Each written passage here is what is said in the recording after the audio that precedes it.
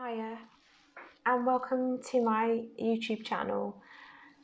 I've just got a poem to share with you actually today, which I've written myself, and it's really come off the back of, a lot of struggle, a lot of difficulty.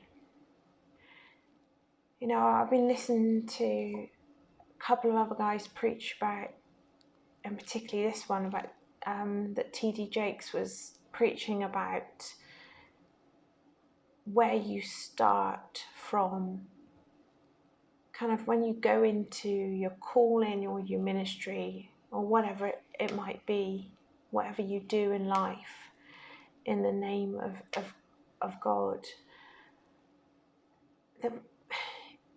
It rarely occurs to us that we're starting somewhere. We don't just, show up and nothing's happened before us.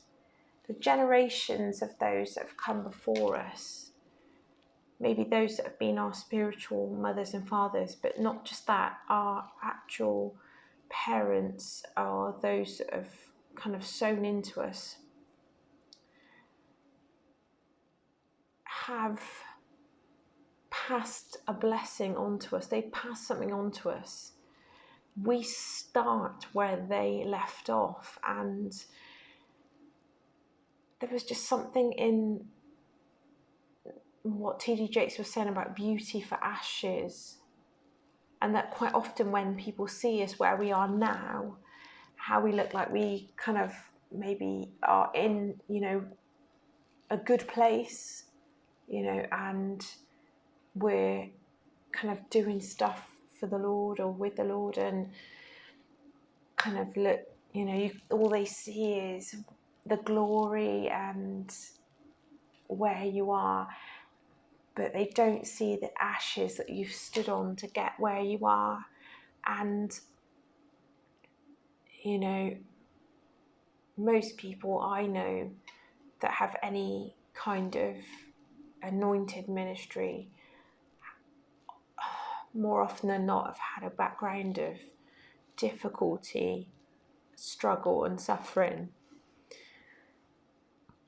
And it's those ashes that they're standing on, and the ashes of their forefathers, the ashes, the price, basically, the sacrifice that they've laid on the altar, the price that they've had to pay to get, in order to be where they are, to do what they do.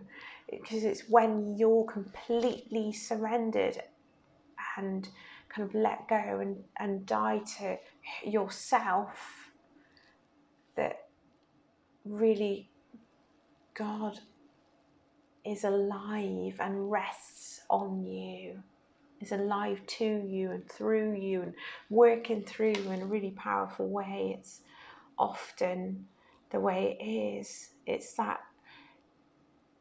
life consecrated, laid down, set apart, a life laid down, a life of love laid down, which then kind of attracts that heavy weighted glory of God. Anyway, I just had to share that with you, just to get that out there. That hit me so hard today, just like a rocket, really. What a blessing our parents have been to us. Even the bad, the wrong things that they've done or whatever, all the things that they've been through, that they've got through and burnt up, all the mistakes that they've made, all the kind of everything, just everything that made them who they are, that is part of our ashes that we stand on. And all the mistakes that we've made, that is part of the ashes that we stand on. But not just kind of the mistakes, but the things that have kind of from the outside that have gone wrong for us, like any kind of difficulties, like, difficulties with children, difficulties with our husbands, wives, partners, what have you. maybe even a failed marriage, out of the ashes that you stand on, that becomes, once you lay it all down at the altar and give it all to God and say, God, do something with this. This is all I have to give you, these burnt offerings, but I lay it all down at your feet. Just give it all to him. All of it, all your mistakes, all of your failings, all of your sufferings, all of your grief. Give it all to him. Lay it on the altar and then allow him to bring his heavy, weighty glory and just transform the ashes into beauty, into something beautiful.